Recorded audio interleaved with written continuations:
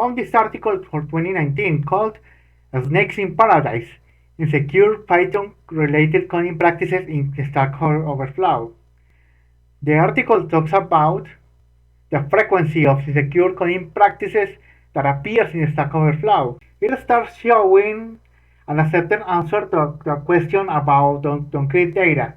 In this case, the answer is a common bad practice that you can find everywhere. Okay, let's talk about the research question. First, how, how frequently do insecure coding practices appear in Python-related Stack Overflow answers? The second is, how does user reputation relate with the frequency of insecure coding-related coding practices? I can tell you now, it doesn't relate.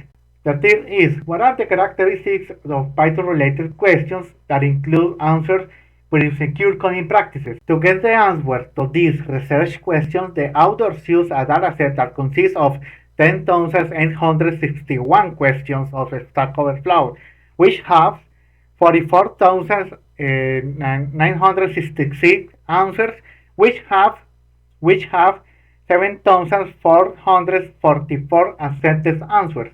This by the year 2019. To identify the secure coding practices, the authors used the list reported by OpenStack with 77 coding patterns of Python that have security weaknesses categorized in 6 practices.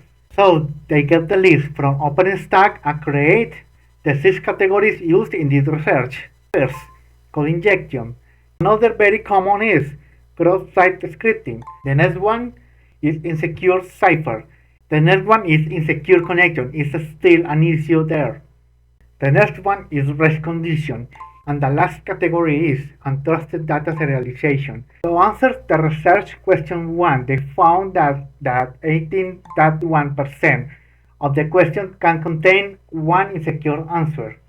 As well, they observed that just the 9.8% of the 7,444 accepted answers in Stack Overflow include at least one insecure code block. And to answer the research question 3 about the features of questions with insecure answers, the authors gave us this table with the insecure answers labeled with these words, and also we got the answers with secure answers there. The result of this research is not as bad as I thought when I started to read the article. But anyway, the authors encourage the community to keep the good practices in Python-related coding. Based on our findings, we recommend the Stack Overflow community to be aware of possible security weaknesses in Python-related answers that are posted in Stack Overflow, and carefully use them for software development. I will leave you the article link in the description.